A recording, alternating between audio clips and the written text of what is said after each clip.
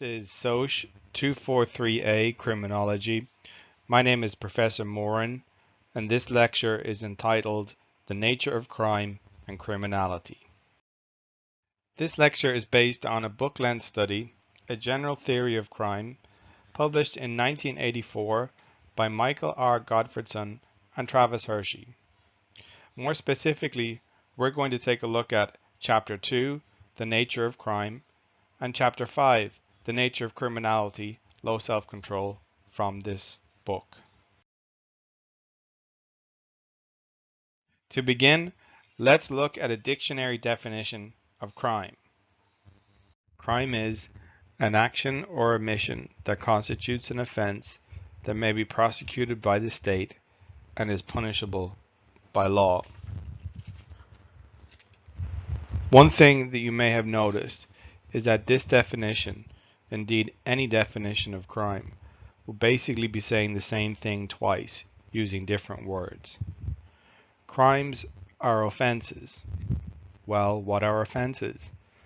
Actions that are crime. This is because crime is a human cultural construct. Crime is what a society says is a crime. That is not to say that just because crime is a social construct, that it is a category that can be dismissed. Social constructs are real in the sense that they elicit real reactions. And for some things that are at base just an idea, can entail significant consequences.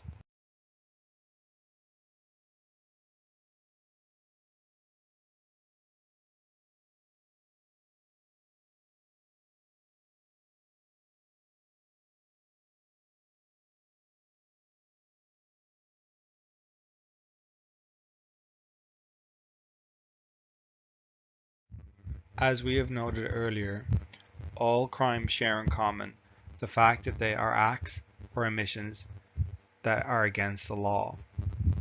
Gottfredson and Hershey pose an important question, however, at this point. Are the connections between crimes merely definitional? What do robbery, auto theft, and sexual assault have in common, other than that they are all, according to definitions, against the law?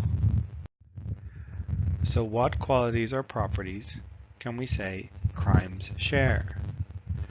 Gottfredson and Hershey make the point, and it is contained in this quote, that nearly all crimes are mundane, simple, trivial, easy acts aimed at satisfying the desires of the moment.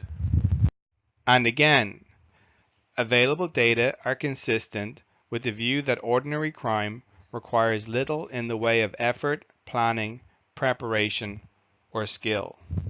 At CCTV footage of a series of street crimes. Ask yourself the question, do these crimes captured on film bear out Gottfredson and Hershey's assertion that crimes are mundane, simple, easy acts requiring little planning or skill and are employed to satisfy one desire or another?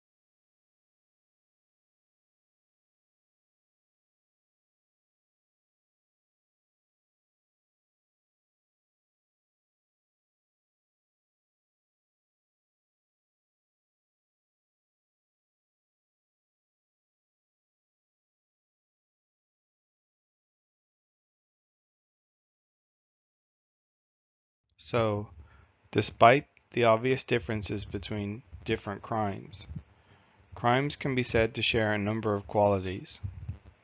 Crimes get you something that you want.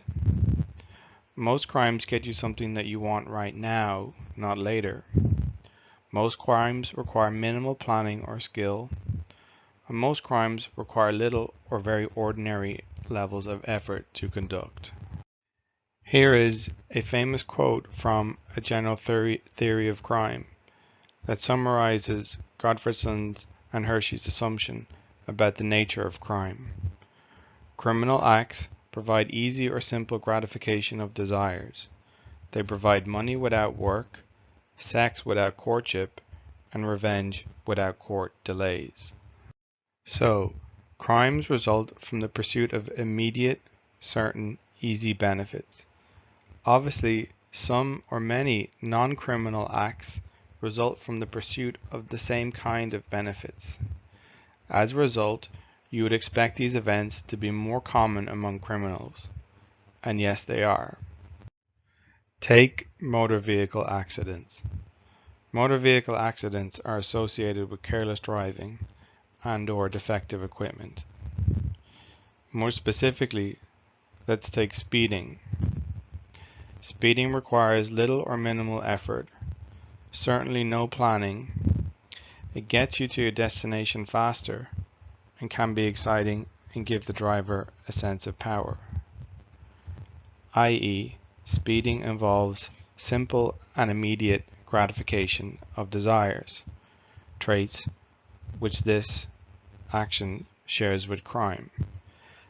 As a result, you would expect higher rates of speeding among offenders, as measured in higher rates of accidents. And yes, motor vehicle accidents are more common among offenders than the general population. As for defective equipment, if you watch the show Live PD, which I highly recommend, it is striking that even when carrying drugs or weapons or having outstanding warrants, how often offenders run stop signs, fail to signal, or have broken taillights, etc., leading to the traffic stop, which eventually leads to their arrest. So, offenders are likely to engage in non-criminal acts that are psychologically or theoretically equivalent to crime. Indeed, offenders are considerably more likely to be involved in most types of accidents, including household fires, to have unwanted pregnancies, fraught or unstable relationships, to gamble, to smoke and drink, and to have poor health. One of the reasons, aside from being killed, offenders are more likely to die earlier in life.